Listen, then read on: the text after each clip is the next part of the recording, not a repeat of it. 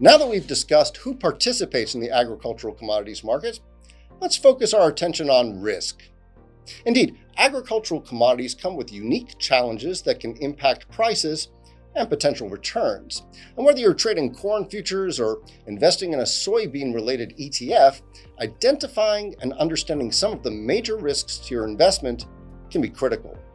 In fact, risks from weather, geopolitics, supply chains, leverage, and even market psychology can be crucial to the outcome of your trading strategy.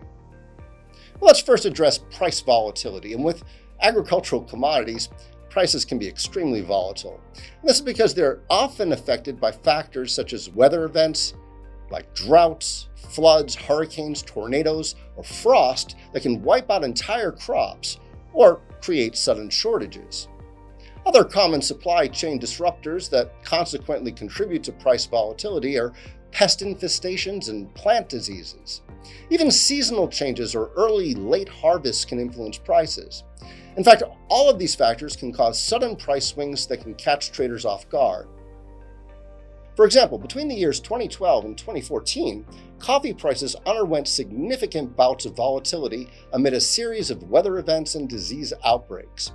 During this time, the fungus-borne disease coffee leaf rust, or CLR, was one of the most significant disruptors to coffee bean harvesting and supply chains in many countries across Central America, including Honduras, Guatemala, El Salvador, and Nicaragua, with an estimated loss in yields of anywhere between 15 and 40%, depending on the country. This spurred a rise in global coffee prices, among other adverse effects. However, around 2013, increased production in countries like Brazil and Colombia led to an oversupply in the market and prices fell, only to regain ground as concerns re-emerged in 2014 when a severe drought hit Brazil. In fact, any point along supply chains can face significant risks as commodities must be harvested, stored, transported, and delivered. If a port shuts down, for example, or storage infrastructure is damaged, commodity flow can be interrupted. And this kind of event also affects pricing and can make contracts harder or more expensive to settle. Meanwhile, market participants are also exposed to geopolitical and macroeconomic risks, including trade policies such as tariffs, export bans, or sanctions, any of which can alter global supply and demand overnight. There's also currency risk, where fluctuations can affect the price competitiveness of U.S. commodities overseas, as well as interest rate changes and broader inflationary trends, which can also influence commodities markets, often through shifts in investor behavior and capital flows.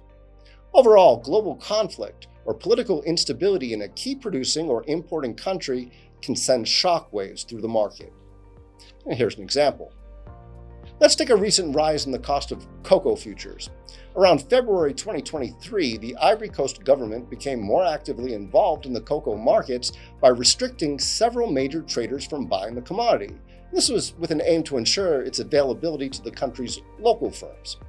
As the Ivory Coast is responsible for the world's largest concentration of cocoa, the actions taken by its government generally ignited concerns about potential shortages, as certain major international firms like Cargill were essentially shut out from purchasing any of its supply.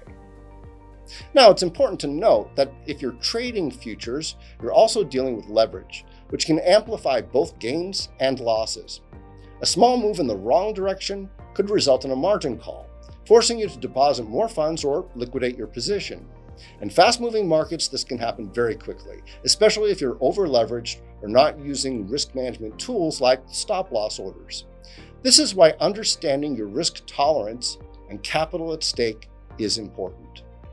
Furthermore, risks may arise out of the prevailing market sentiment, which may be driven by news headlines, social media, or institutional positioning, any of which can lead to irrational price movements. For example, a rumor of a poor Brazilian coffee crop can spike prices even if the facts aren't confirmed. Or speculators piling into wheat or soybeans can cause temporary price bubbles that don't reflect fundamentals. All of this can create risk for anyone holding positions during periods of high speculation or hype. In our next lesson, we'll look at the key government and industry reports that market participants might use to help make their trading and investing decisions.